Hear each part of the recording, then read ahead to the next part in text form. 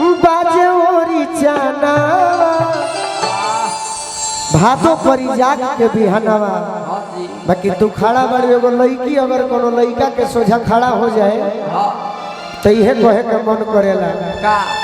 जैसे आज हमार हाल भइल बा कि होई जाला जिंदगी अरे बेकारे हो ए पिया कहीं से ए पिया कहीं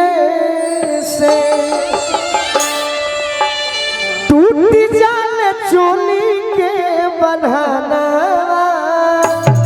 अच्छा ए पिया कहीं से कम समय में पूरा गीत दर्शा देता नहीं बिना म्यूजिक के एकदम बिल्कुल कि कैलो करार हम अरे कुंवर में आई कार्तिक में देही आके ओकिया बुताई निकाल दे बड़े का भाई। अरे की रही रही साले आ गहना ए पिया कहीं से अरे आगे कर दे बता सुन पा रहा हमारा गीत एकदम बिल्कुल लोकगीत बहुत होला राघवेंद्र भैया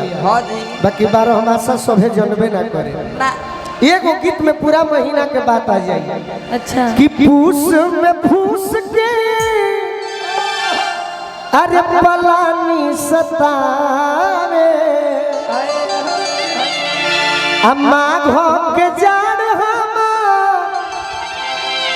हार के हिलावे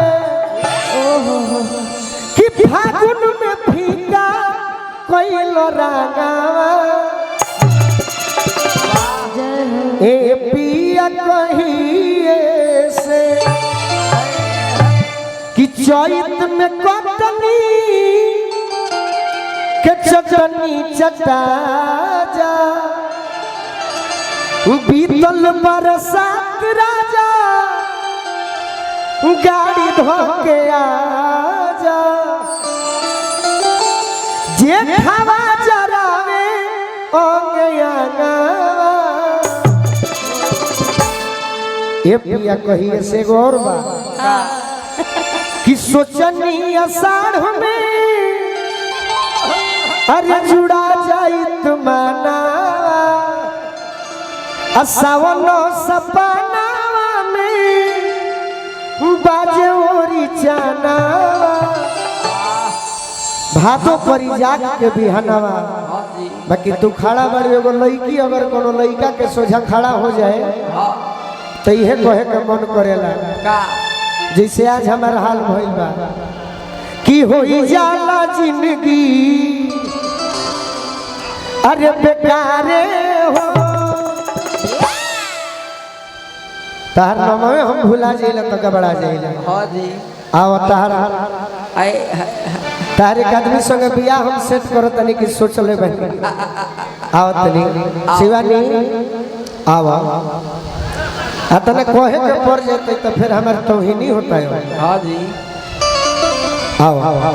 उनका के बैठे दी हो अरे नाम यार पर भुलाता नहीं हम का नाम हो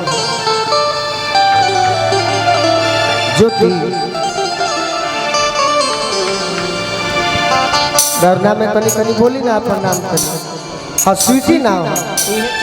अरे की होई जाला जिंदगी बेकारे हो दिलवा टूटल बजल। अच्छा होई जाला जिंदगी बेकारे जैसे गायक में भिखारी ठाकुर जी के जवाब के होना दिहल आवाज के मामले में पवन सिंह जी के जवाब के होना दिहल ट्रेंडिंग के मामले में खेसारी जी के जवाब के होना दिहल वही तरी नृत्य के मामला में भारती जी के जवाब के होना दिहल। बाकी हमारे हाल इनको भइल बा हम सर्दी बुखार में बानी आई बेचारी कहीं गिर गई बड़ी बाकी अब लोग का जानता तनी मनिया वही के परी बाकी उनकर बहिन बाड़ी नो तहार तो दीवाना होई हो अरे होई जाला जिंदगी ओहो अरे होई जाला जिंदगी बेकार हो दिला टूटा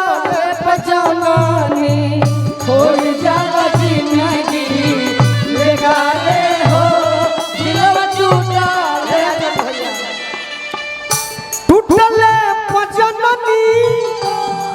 दिलवा टूटले बजानी रह दियो अब रहे टूटले बजानी दिलवा टूटले बजानी अरे बहुत दर्द देला ए शिवाजी बाहर नाच के फैन है नरेंद्र चाचा हां जी हमहू हई चाचा दांत मच्छी हम चाचा से बहुत दर्द देला राहुल सर जी के सुना है ना तार फैन है तबे न आई बड़ू न तो मार्केट में नचनिया लोग के कमी थोड़े बा आई बड़ू तो तनी कला दिखाओ बहुत दर्द देला प्यारे हो दिलवा टूटले जननी